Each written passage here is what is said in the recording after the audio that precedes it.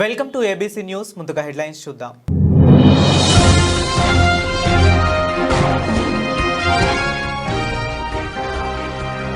Labour కోడ్లు కాదు కార్మికుల పాలిట గొడ్డలి పెట్టు. వాసంశెట్టి గంగాధర్ ఆధ్వర్యంలో నిరసన ప్రదర్శన.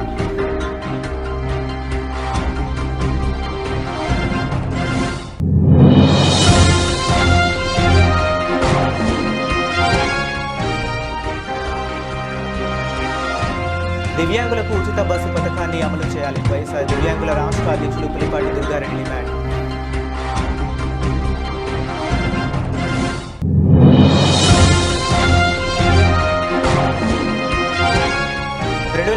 గోదావరి పుష్కరాలు ట్రాఫిక్ మళ్లింపు, పార్కింగ్ ఏర్పాట్లపై కలెక్టర్ క్షేత్రస్థాయి పరిశీలన. భద్రత, ట్రాఫిక్ నియంత్రణపై ఎస్పీ సూచనలు.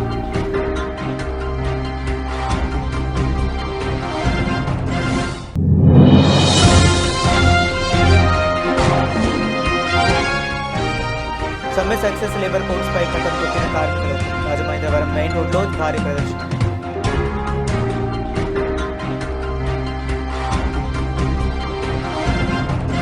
పీసీసీ ఏఐసీసీ ఆదేశాల మేరకు అనుగుణంగానే తాను పనిచేస్తున్నానని జిల్లా కాంగ్రెస్ అధ్యక్షుడు బోడా వెంకట స్పష్టం చేశారు. పీసీసీ అధ్యక్షురాలు వైఎస్ షర్మిల చేపట్టిన ఉపాధి హామీ పరిరక్షణ యాత్రకు రాజమండ్రి అర్బన్ కోఆర్డినేటర్గా కొవ్వూరి శ్రీనివాసరావును నియమించడంలో ఎలాంటి తప్పు లేదని ఆయన చెప్పారు. ఈ నియామకానికి పీసీసీ ఆమోదం ఉందని చెప్పారు.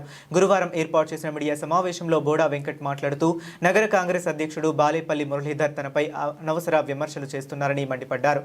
వైఎస్ షర్మిల చేపట్టిన ఉపాధి హామీ పరిరక్షణ యాత్ర రాజమండ్రి అర్బన్ ప్రాంతంలో జరిగే సమయంలో జన సమీకరణ, పార్టీ శ్రేణులను సమన్వయం చేసే బాధ్యత కొవ్వూరు శ్రీనివాసరావు చూసుకుంటారని, అలాగే పట్నాల శ్రీనివాసరావు ఆర్గనైజింగ్ అడ్మిన్గా వ్యవహరిస్తున్నారని ఆయన వివరించారు. ఇవాళ తూర్పుగోదావరి జిల్లా కాంగ్రెస్ పార్టీ పత్రికా సమావేశం నిర్వహించడానికి మా రాష్ట్ర వర్కింగ్ ప్రెసిడెంట్, మాజీ కేంద్ర మంత్రివర్యులు పెద్దలు శ్రీ జేడి శీలం గారు రేపు తూర్పుగోదావరి జిల్లా పర్యటనలో భాగంగా రాజమండ్రి విచ్చేస్తున్నారు. రేపు మధ్యాహ్నం 3 గంటలకి రాజమండ్రి దానవపేటలో గల ఎస్జీ ఫంక్షన్ హాల్, స్థానిక గుంటూరు మెస్ ఎదురుగుంటా ఉన్న ఎస్జీ ఫంక్షన్ హాల్లో తూర్పుగోదావరి జిల్లా కాంగ్రెస్ పార్టీ సంబంధించిన 7 నియోజకవర్గాలు, కంటెస్టెడ్ క్యాండిడేట్స్, కోఆర్డినేటర్స్, అక్కడ మండల ప్రెసిడెంట్లు, జిల్లా కమిటీలో ఉన్న నాయకులు, ముఖ్య నాయకులు అందరితో కూడా సమావేశం నిర్వహిస్తారు.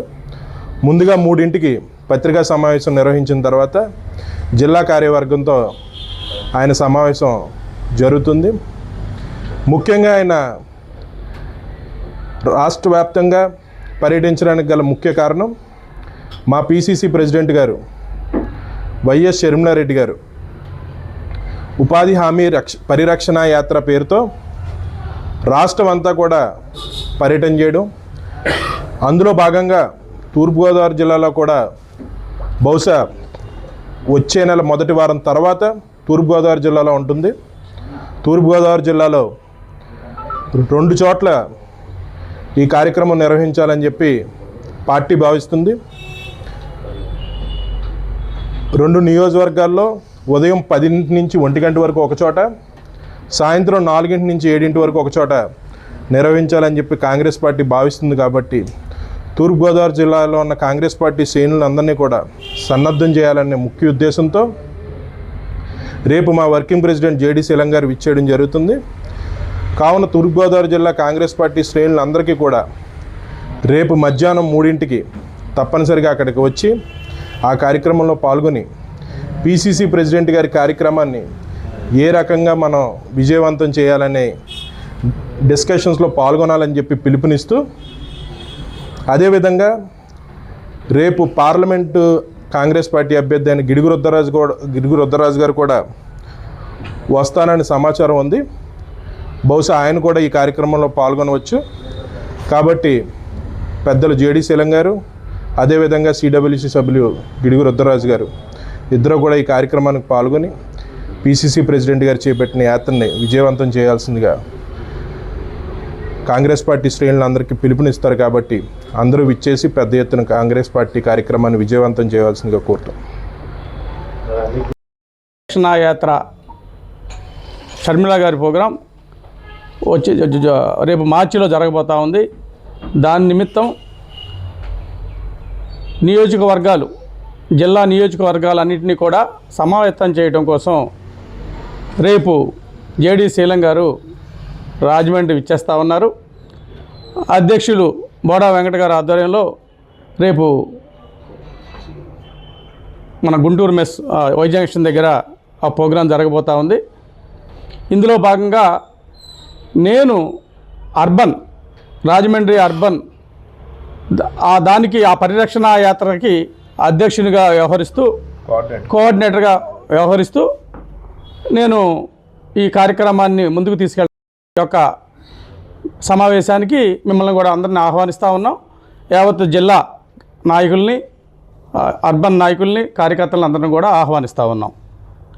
సరే, ఆయన మన బాలేపల్లి మురళి గారు ఏదో మాట్లాడుతూ ఆయన కొద్దిగా ఏదో ఎందులోనో ఉన్నారు, ఏదో లాబీలని, ఆయన పాపం ఆ వయసుకు తగ్గట్టుగా ఆయన కొద్దిగా ఇదిగా ఉన్నట్టున్నారు. ఏదో లాబీలు అంటారు, ఆయనకు వస్తేనేమో మామూలుదట, ఇంకోళ్ళకి వస్తే లాబీలట. తెలిసి తెలియని మాటలు ఆయన వయసుకి అయితే కరెక్ట్ కాదని నేను భావిస్తూ ఉన్నాను. అలానే ఆయనకి ఫోన్లు నేను చేశాను. ఆ రోజున ఇది జరుగుతూ ఉంది పట్టణంలోనే, ఆయన ఫోన్ చేస్తే ఆయన ఎత్తలేదని నేను ఫోన్ చేశాను. ఇదే ఆ రెండింటిని కూడా ఫోన్ చేశారు అంటున్నాడు తప్ప నేను ఎత్తలేదు, దాన్ని మరోటి ఆయన చెప్పలేకపోతా ఉన్నారు.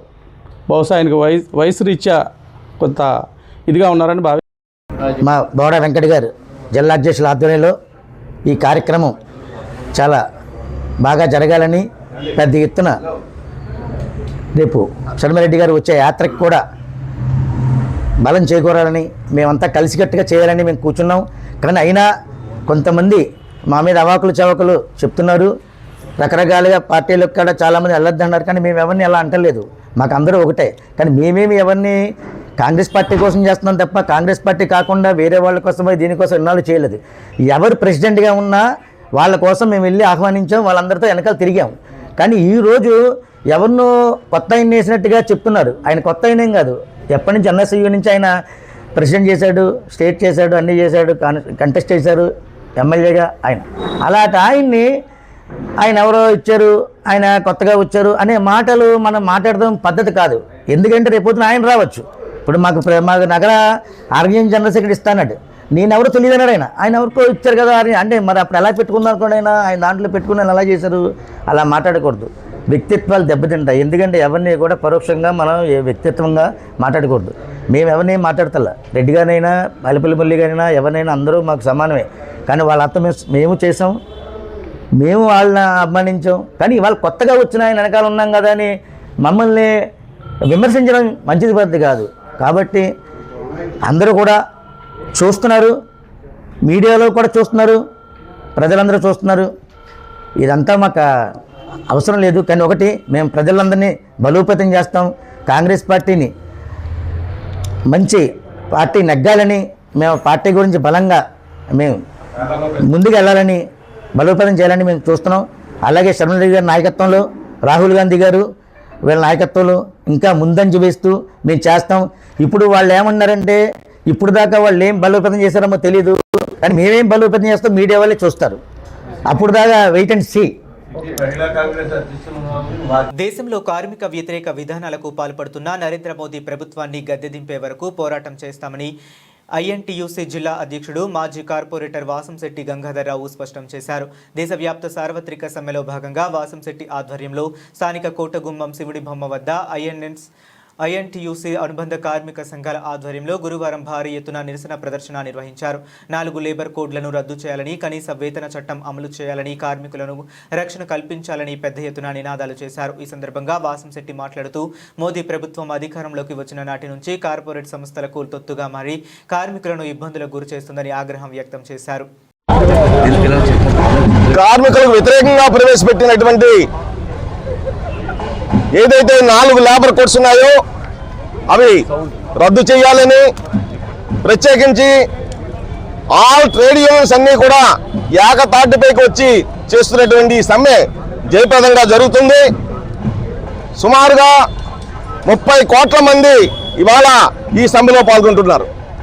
ముఖ్యంగా 29 కార్మిక చట్టాలని తీసేసి 4 లేబర్ కోడ్స్గా మార్చి ఎవరైతే ఇవాళ కార్పొరేట్ సంస్థలు ఉన్నాయో ఆ సంస్థలకు అనుగుణంగా ఇవాళ మోడీ ప్రభుత్వం ఇవాళ దరిదాపు నవంబర్ 21 నుంచి ఈ చట్టాన్ని అమలు చేస్తుంది. ఈ చట్టం అమలు చేయడం వల్ల కార్మికులకు రక్షణ లేదు.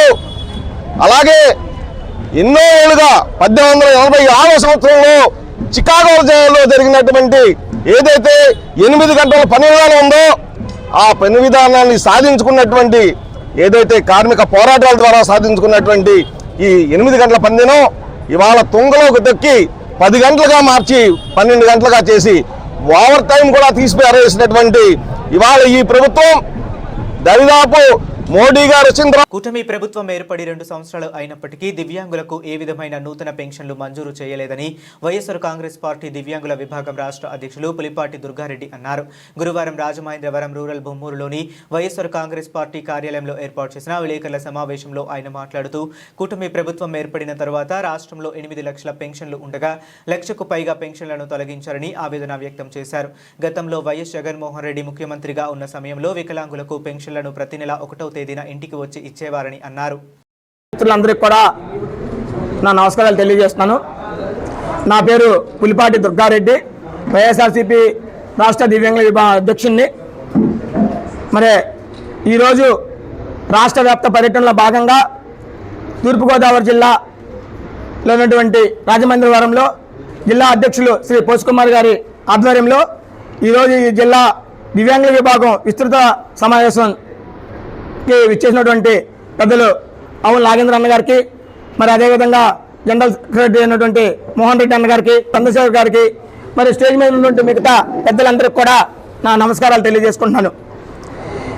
ఈరోజు ఈ కూటమి ప్రభుత్వం ఇచ్చారు, మరి వికలాంగులకి ఉచిత బస్సు ఇస్తా ఉన్నారు. డిసెంబర్ నుంచి ఈరోజు ఫిబ్రవరి వచ్చినా కూడా 3 నెలలు గడిచిపోయినా కూడా మీ మాటలు నీటి మీద మూటల్లాగే ఉన్నాయి తప్ప అమలు మాత్రం అవ్వట్లేదు. దయచేసి వికలాంగులకి ఉచిత బస్సు అనే పథకాన్ని వెంటనే అమలు చేయాలి. బ్యాక్లాగ్ ఉద్యోగాలు ఇవ్వాలి. ఏదైతే ఈ సదరన్ సర్టిఫికెట్లు ఉన్నాయో ఈ సదరన్ సర్టిఫికెట్లలో ఉన్న అవకతవకలు తొలగించి ప్రతి ఒక్కరికి కూడా న్యాయం చేసే విధంగా చేయాలని చెప్పి కూడా మేము కోరుకుంటున్నాం. మరి ఇందాక మా సోదరుడు చెప్పినట్టుగా రాష్ట్రానికి ముఖ్యమంత్రి అయి ఉండి ఆయన సొంత నియోజకవర్గం కుప్పంలో 3500 పెన్షన్లు ఇస్తే కొత్తది. మరి మిగతా 174 నియోజకవర్గాలు ఉన్నటువంటి వికలాంగులు కానివ్వండి, అర్హత కలిగినటువంటి వయోవృద్ధులు కానివ్వండి, విడోస్ కానివ్వండి, ఏం పాపం చేశారని మేము అడుగుతున్నాం. వాళ్ళందరూ మీకు ఓట్లేదు లేదా చంద్రబాబు నాయుడు అని అడుగుతున్నాం. అంటే కుప్పం ప్రజలు మాత్రమే మీకు ఓట్లేస్తే ముఖ్యమంత్రి అయ్యారా? మిగతా చోట్ల ఎక్కడ వికలాంగులు కానీ విడోస్ కానీ వయోవృద్ధులు కానీ లేరా అని అడుగుతున్నాం. సంవత్సరాలు అయిపోయిన తర్వాత కూడా ఇప్పటికీ ఒక్క పెన్షన్ కూడా మీరు ఇవ్వలేదంటే ఈ కూటమి ప్రభుత్వం పరిపాలన ఎంత దరిద్రంగా ఉందో మీరు అందరూ గమనించాలని కూడా కోరుకుంటున్నాను.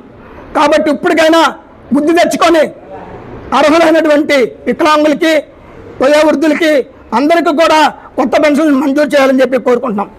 ఆనాడు జగన్మోహన్ రెడ్డి గారు ఉన్న టైంలో సదరన్ సర్టిఫికేట్లు ఏదైతే 6 నెలలకు ఒకసారి ఓపెన్ అయ్యి పూర్తిగా ఉంటే ఈరోజు 2 సంవత్సరాలతో కూడా ఒక్కసారి కూడా ఇంతవరకు ఓపెన్ కాకుండా సచివాలయాల చుట్టూ తిప్పుకుంటున్నారు.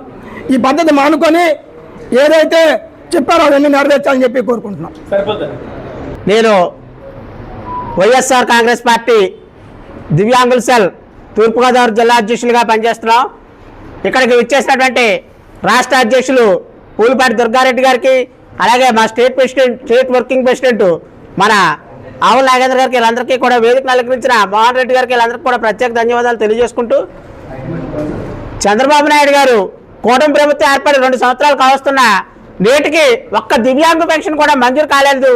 అలాగే ఇటీవల కాలంలో దివ్యాంగులపై దాడులు ఎక్కువైపోయినాయి. ఒక చోట అయితే దివ్యాంగురాలు పెన్షన్ కూడా ఒక ఎమ్మెల్యే తొలగించే పరిస్థితి, డైరెక్ట్గా లెటర్ ఇచ్చి మరి దివ్యాంగురాలకు పెన్షన్ తొలగించని చెప్పి పక్క నియోజకవర్గం అనపత్రాలు జరుగుతున్నాయి. ఇలాగా డైరెక్ట్గా కూటమి ప్రభుత్వ నాయకులు దివ్యాంగుల పెన్షన్ తొలగించమని సాక్షాత్తు ఎమ్మెల్యేలే లెటర్లు రాసి మరి వీళ్ళకి తొలగించండి అని చెప్పి రాసిస్తున్నారంటే దివ్యాంగుల ప్రభుత్వానికి, దివ్యాంగులకి పట్ల ఈ కూటమి ప్రభుత్వానికి ఎంత నిరంకుశ వైఖరి ఉందని తెలియజేసుకుంటున్నాం. అయ్యా చంద్రబాబు నాయుడు గారు, మీకు 21 రకాలైనటువంటి దివ్యాంగుల చట్టం ప్రకారం 21 రకాలైనటువంటి అవయవాల లోపల వాళ్ళందరూ కూడా వికలాంగుల చట్టం ప్రకారం వికలాంగులకు వస్తారంటే అందులో బొల్లు కూడా ఉంది సార్. అలాగైతే మీరు మా వికలాంగుడే అయినా సరే సాటి వికలాంగుల పట్ల మీకెంత 2027 గోదావరి పుష్కరాల నేపథ్యంలో నగరంలోని వివిధ ప్రాంతాల నుంచి వచ్చే వాహనాల రాకపోకలు, ట్రాఫిక్ మళ్లింపు, పార్కింగ్ సౌకర్యాల ఏర్పాట్లపై జిల్లా కలెక్టర్ కీర్తి చేకూరి క్షేత్రస్థాయిలో పరిశీలన నిర్వహించారు. ఆర్టీసీ బస్సులు, ప్రైవేటు ట్రావెల్స్ బస్సులు, కార్లు, ఆటో రిక్షాలు, మోటార్ సైకిళ్లు తదితర వాహనాలను సంబంధించి సమగ్ర రూట్ మ్యాప్ రూపొందించాల్సిన అవసరంపై అధికారులతో సమాలోచన చేశారు. ప్రధాన కూడళ్ల సమీపంలో విస్తృత పార్కింగ్ స్థలాలు గుర్తించి అక్కడి నుంచి వివిధ ఘాట్లకు పుష్కర యాత్రికులను ప్రత్యేక షటిల్ బస్సుల ద్వారా తరలించి తిరిగి అదే మార్గంలో చేరవేసే విధంగా ప్రత్యేక రవాణా ప్రణాళిక సిద్ధం చేయాలని సూచించారు.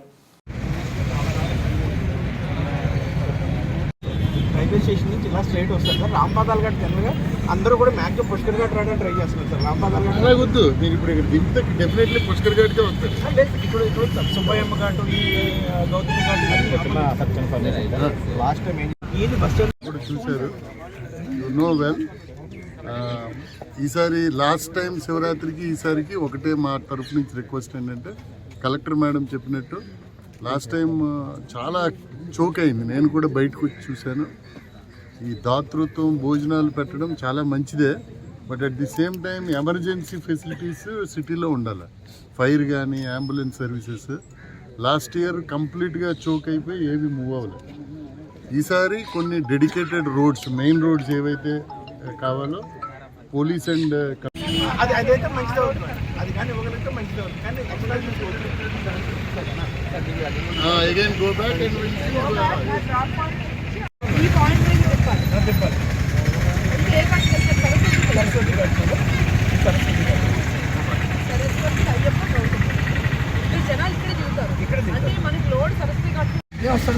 అంతే.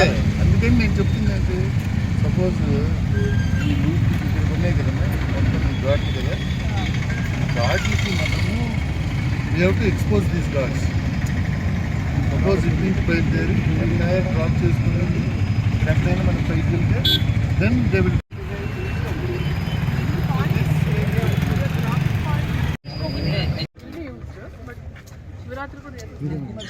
అది కొంతవరకు సార్, కొంతవరకు మట్టి కనుక తొలగిస్తే ఇప్పుడు పోబడుతుంది.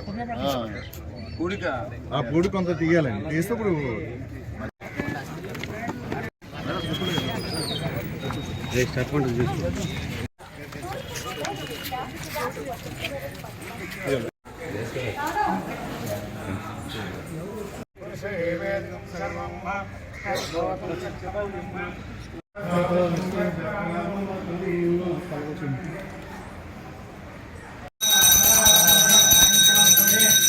ఇరవై ఏడులో వచ్చే పుష్కరాలకు సంబంధించి జిల్లా యంత్రాంగం, ఎస్పీ గారు, revenue department, corporation, other departments అందరూ కలిసి మేము రూట్ ప్లాన్స్ అనేది ప్లాన్ చేసుకుంటున్నాము. ఎక్కడి వరకు బస్ రూట్స్ వెళ్ళాలి, ఎక్కడి వరకు మనకి ఎమర్జెన్సీ వెహికల్ రూట్స్ ఉండాలి, పార్కింగ్ ప్లేసెస్ ఎక్కడ ఉండాలి, పుష్కర్ నగర్ ఎక్కడ ఉండాలి, తర్వాత ఘాట్స్లో మన సిబ్బంది అంతా పనిచేస్తారు, యంత్రాంగం అంతా, శానిటేషన్ వర్కర్స్ నుంచి పోలీస్ సిబ్బంది నుంచి రెవెన్యూ అండ్ అదర్ డిపార్ట్మెంట్స్ వాళ్ళందరికీ అకామిడేషన్ ప్లేసెస్ ఎక్కడ పెట్టాలి, వీటి మీద మేము ఫీల్డ్ లెవెల్ ఇన్స్పెక్షన్ చేసి ఎక్కడెక్కడైతే బాగుంటుంది అనే దాంట్లో ప్రిలిమినరీ లెవెల్లో రూట్స్ని ఇన్స్పెక్షన్ చేయడం జరిగింది. సో అది ఒకసారి వేరియస్ యాంగిల్స్ మేము ఇన్స్పెక్ట్ చేసిన తర్వాత పబ్లిక్ కూడా పెడతాం, పబ్లిక్ నుంచి సజెషన్స్ కూడా తీసుకుంటాము. దాన్ని బట్టి మేము తర్వాత ఫైనలైజ్ చేసి రిలీజ్ చేయడం జరుగుతుంది. మనకు శివరాత్రికి సంబంధించి కోట్లింగాల్ ఘాట్, పుష్కర్ ఘాట్ మేజర్గా ఇక్కడ మన రాజమండ్రికి సంబంధించి భక్తులు అందరూ ఇక్కడ వస్తారు కాబట్టి ఇక్కడ అరేంజ్మెంట్స్ కూడా చూసుకోవడం కోసం వచ్చాము. అరేంజ్మెంట్స్ అన్నీ బాగానే ఉన్నాయి. కంట్రోల్ రూమ్ ఒకటి ఇక్కడ పుష్కర్ ఘాట్లో ప్లేస్ చేస్తాము. ఫిషర్మెన్ మన ఫిషర్మెన్ కూడా ఎలాంగ్ ద ఘాట్స్ సేఫ్టీ యాంగిల్లో పెడతాము. మా వైపు నుంచి ప్రజలకు రిక్వెస్ట్ ఏంటి అంటే, ఓన్లీ ఎక్కడైతే ఘాట్స్ ఉన్నాయో అక్కడే మనకి హోలీ డిప్ చేసుకోవడానికి రావాలి, అంతేకాని లాస్ట్ టైం ఒక చిన్న ఇన్సిడెంట్ జరిగింది. సో అలాగా మనము ఘాట్స్, అనాథరైజ్డ్ ఘాట్స్ లేదంటే ఘాట్స్ లేకుండా ఎక్కడైనా లేబర్ కోడ్లకు వ్యతిరేకంగా కేంద్ర కార్మిక సంఘాలు చేపట్టిన సార్వత్రిక సమ్మె సక్సెస్ అయింది. ఛాంబర్ ఆఫ్ కామర్స్, ఇతర సంఘాల సైతం మద్దతు తెలపడంతో నగరంలోని పలు వ్యాపార సంస్థలు మూతపడ్డాయి. దీంతో మధ్యాహ్నం వరకు కొన్ని వ్యాపార సముదాయాలు వెలబెలబోయాయి. నగరంలోని కోటిపల్లి బస్టాండ్ నుంచి కోటగుమ్మం వరకు కార్మిక సంఘాల ఆధ్వర్యంలో భారీ ప్రదర్శన నిర్వహించారు. ఈ ర్యాలీలో వందలాది మంది ఉద్యోగులు, కార్మికులు పాల్గొని కేంద్రంలోని మోడీ ప్రభుత్వ విధానాలను ఎండగడుతూ నినాదాలు చేశారు. అనంతరం కోటగుమ్మం సెంటర్ సమక్షంలో సమీపంలో బహిరంగ సభ నిర్వహించారు. ఈ సభకు సిఐటియు జిల్లా కార్యదర్శి బి పవన్ అధ్యక్షతన వహించారు. ఈ సందర్భంగా సిఐటియు జిల్లా ఉపాధ్యక్షులు టి అరుణ్ మాట్లాడుతూ మోదీ 12 సంవత్సరాల పాలనలో దేశం తిరోగమనంలో ఉందని అన్నారు. సంఘాలు వివిధ ఫెడరేషన్ ఇచ్చినటువంటి పిలుపు మేరకు ఈ యొక్క జాతీయ సమ్మె ఈనాడు 23వ జాతీయ సమ్మె. ఎన్ని జాతులంటే 91 నుంచి మొట్టమొదట 27/1/91లో జరిగినటువంటి మొట్టమొదట చారిత్రక సమ్మె. తర్వాత ఇది 23వ చారిత్రక సమ్మె. మధ్యలో మూడు సమ్మెలు 2 రోజులుగా జరిగాయి. అదేవిధంగా ఈ యొక్క సమ్మెల కారణంగా ఈ యొక్క నరేంద్ర మోడీ ప్రభుత్వం ఏదైతే ఉందో అది కొంతవరకు ఈ యొక్క లేబర్ కోడ్ల విషయంలో వెనకంజి వేయడం జరిగింది. లేబర్ కోడ్లు అమలు ఈనాటిది కాదు, 2014 బీజేపీ ఆర్ఎస్ఎస్ అధికారం చేపట్టిన తర్వాత ఈ యొక్క లేబర్ కోడ్లు అమలు చేయాలి. యాజమాన్యానికి ఎవరైతే అతను గెలిపించారో ఆ గెలిపించినటువంటి కార్పొరేట్ల యొక్క వాళ్ళ యొక్క నిధులు పెరగాలి, అలాగే శ్రమశక్తి దోపిడీ విధానాన్ని అమలు చేసుకోవాలని చెప్పేసి వాళ్ళు ఆనాటి నుంచే ఒక ప్రయత్నం చేశారు. అయితే ఈ యొక్క చారిత్రక సమ్మెలు అలాగే మన కేంద్ర కార్మిక సంఘాలు ఐక్యంగా పోరాటాలు చేసి మొన్నటి వరకు వాటిని అమలు చేయకుండా శ్రీశైలంలో మహాశివరాత్రి బ్రహ్మోత్సవాలకు పెరిగిన భక్తుల రద్దీ. గతేడాది కంటే 4 రెట్లు భక్తుల రద్దీ అధికం. బ్రహ్మోత్సవాల్లో భక్తులకు మంచినీరు, మెడికల్ క్యాంపులు, తాత్కాలిక వసతి సౌకర్యాలు ఏర్పాటు చేశాం. శ్రీశైలంలో భక్తులకు ప్రశాంతంగా దర్శనాలు జరుగుతున్నాయి. క్యూ లైన్లలో ఇబ్బందులు లేకుండా శివదీక్ష భక్తులకు స్వామివారి స్పర్శ దర్శనం. మహాశివరాత్రి రోజున సుమారు 1.50 లక్షల మంది భక్తులు వస్తారని అంచనా. జిల్లా కలెక్టర్ రాజకుమారి. శ్రీశైలంలో ప్రశాంతంగా మహాశివరాత్రి బ్రహ్మోత్సవాలు జరుగుతున్నాయి. జిల్లా ఎస్పీ సునీల్ చరణ్ బ్రహ్మోత్సవాలపై అసత్య ప్రచారాలు నమ్మొద్దని భక్తులకు సూచన. ఎస్పీ శ్రీశైల బ్రహ్మోత్సవాలకు పూర్తి స్థాయి పోలీస్ బందోబస్తు ఏర్పాటు చేశాం. ఎస్పీ బ్రహ్మోత్సవాల 2వ రోజు క్యూ లైన్లలో భక్తులు ఎక్కువ సమయం వేచి ఉండలేకపోవడంతో చిన్నపాటి ఘటనలు చోటు చేసుకుంటున్నాయి. ఎస్పీ మన శ్రీశైల బ్రహ్మోత్సవాలు 8వ తారీఖు నుంచి మొదలైనాయి. ఇవి 18వ తారీఖుతో పూర్తవుతాయి. గత ఏడాది చూస్తే సుమారుగా మనకి 7 లక్షల మంది భక్తులు శ్రీశైల క్షేత్రాన్ని సందర్శించడం జరిగింది బ్రహ్మోత్సవాల సమయంలో. ఈ ఏడాది మనం పరిశీలిస్తే మొదటి రోజు మనకి 5326, గత బ్రహ్మోత్సవాల్లో మొదటి రోజు 5326 శివస్వాములు దర్శనం చేసుకుంటే ఈ సంవత్సరం మొదటి రోజు 6082 మంది దర్శనం చేసుకున్నారు. గత ఏడాది 2వ రోజు 7011 మంది శివస్వాములు దర్శనం చేసుకుంటే 9వ తారీఖున 22827 మంది శివస్వాములు దర్శనం చేసుకున్నారు. గత ఏడాది 3వ రోజు 9097 మంది దర్శనం చేసుకుంటే ఈ ఏడాది మనకి శివస్వాములు అంటే నిన్నను 22480 మంది దర్శనం చేసుకున్నారు.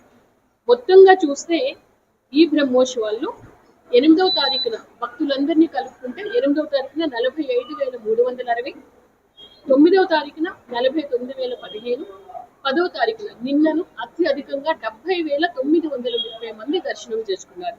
ఈ 70930లో 22480 శివస్వాములు దర్శనం చేసుకున్నారు.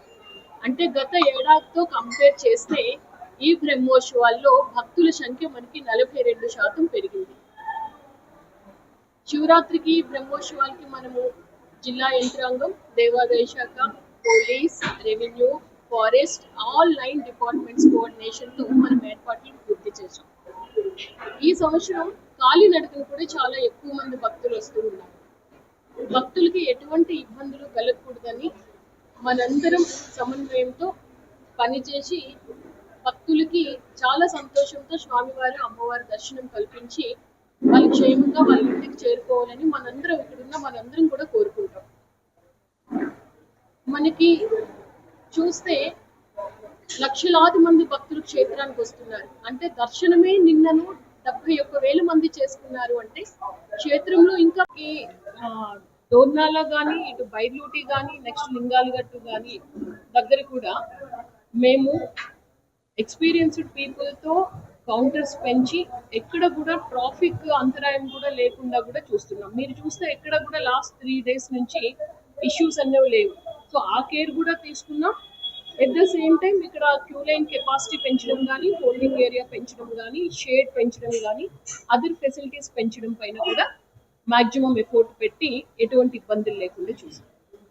సార్ నిన్న మనం చూసాము, అంటే ఏదైతే ఆలయ అధికారులు కావచ్చు, పోలీసులు సంయమనం పాటించకపోవడం వల్లే ఈ లాఠీ చార్జ్ ఇష్యూ జరిగిందని బీజేపీ మాధవ్ కామెంట్ చేసిన పరిస్థితి. ఏఎస్పీ స్థాయిలో ఉన్నటువంటి అధికారి ఆ విధంగా ప్రవర్తించవద్దు, ఖచ్చితంగా చర్యలు తీసుకుంటాము అంటే మీరు ఎలాంటి action? As I told, because of extra waiting time in the queue lines లో extra waiting వల్ల కొంతమంది hesitate అయి బయటకు వచ్చారు. At the same time అక్కడ లోపల ఒక ఎల్డర్లీ లేడీకి కొంచెం హెల్త్ ఇష్యూస్ వచ్చింది. ఆమెని బయటకి వస్తున్నప్పుడు అప్పుడు కొంతమంది లోపలికి వెళ్ళడానికి చూశారు. ఆ టైంలో కొంచెం క్రౌడ్ని కంట్రోల్ చేశాము, కానీ ఎవరికి ఏం కాలేదు. That lady is also fine now. And as I told you already, all the Shiv భక్తులు ఎవరెవరు వచ్చారు అందరికీ పీస్ఫుల్గా మార్నింగ్ 3 AM వరకు అందరికీ స్పర్శ దర్శనం చేపించాము. ప్రశాంతంగా ఉండవలసినటువంటి శైవ క్షేత్రాల్లో ఇలాంటి ఇష్యూ రెండో రోజే తలెత్తిందంటే బ్రహ్మోత్సవాలు ఏదైతే మహాశివరాత్రి రోజు పరిస్థితి ఎలా ఉంటుంది? కంట్రోల్ చేసే ఛాన్స్ ఉందంటారా? As I told, situation is already under control. It was under control. నిన్న కూడా మీరు శివరాత్రి హిస్టరీ చూస్తే నిన్న ఆల్మోస్ట్ 3 times శివ భక్తులు వచ్చారు. వాళ్ళకి అందరికీ పీస్ఫుల్గా స్పర్శ దర్శనం చేపించాము. Situation is totally peaceful.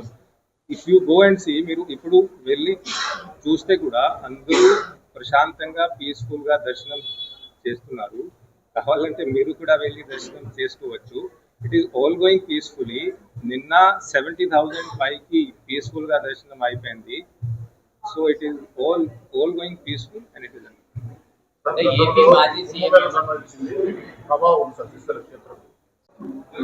అందరికీ నమస్కారం. సో నిన్న మనకి శ్రీశైలంలో మహాశివరాత్రి నిన్న ఆల్మోస్ట్ 71,000 భక్తులు దర్శనం చేశారు. 71,000 భక్తులు 22,000 పైన శివ భక్తులు కూడా దర్శనం చేశారు. దాంట్లో శివ్ భక్తులకి స్పర్శ దర్శనం చేపించాము. మనం శివరాత్రి హిస్టరీ చూస్తే, ఇక్కడ శివరాత్రి చరిత్ర చూస్తే లాస్ట్ ఇయర్ ఫిగర్స్ ఇప్పటి వరకు మేడం కూడా మీ అందరితో షేర్ చేశారు. సో లాస్ట్ ఇయర్ మనకి శివరాత్రి బ్రహ్మోత్సవాల్లో ఫస్ట్ డే సుమారు 5,800 మంది వచ్చారు. ఈసారి కూడా ఫస్ట్ డే శివరాత్రి బ్రహ్మోత్సవాలకి 6,000 ఆల్మోస్ట్ శివ్ భక్తులు వచ్చారు. వాళ్ళకి మన బందోబస్తుతో అన్ని స్మూత్గా దర్శనం అయిపోయింది.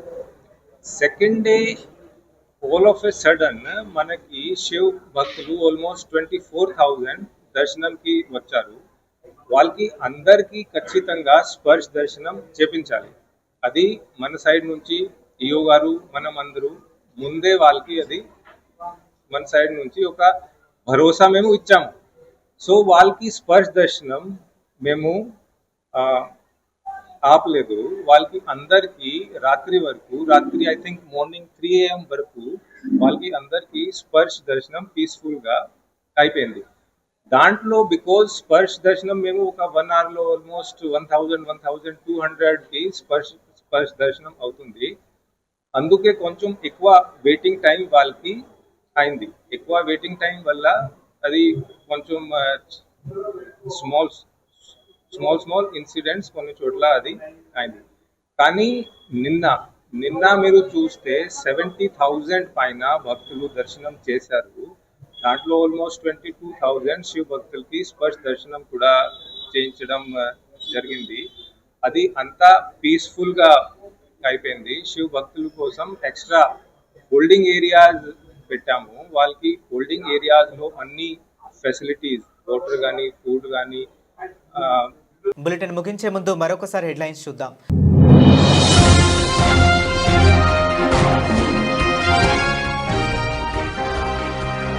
లేబర్ కోడ్లు కాదు కార్మికుల పాలిట గొడ్డలి పెట్టు. వాసంశెట్టి గంగాధర్ ఆధ్వర్యంలో నిరసన ప్రదర్శన.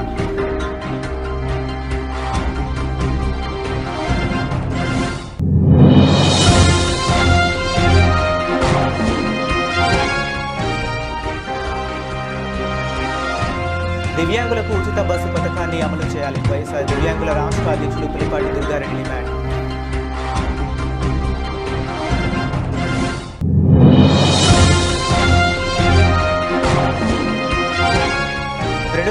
గోదావరి పుష్కరాలు ట్రాఫిక్ మళ్లింపు, పార్కింగ్ ఏర్పాట్లపై కలెక్టర్ క్షేత్రస్థాయి పరిశీలన. భద్రత, ట్రాఫిక్ నియంత్రణపై ఎస్పీ సూచనలు.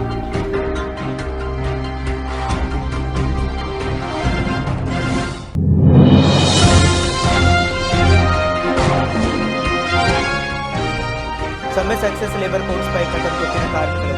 రాజమహేంద్రవరం మెయిన్ రోడ్లో భారీ ప్రదర్శన.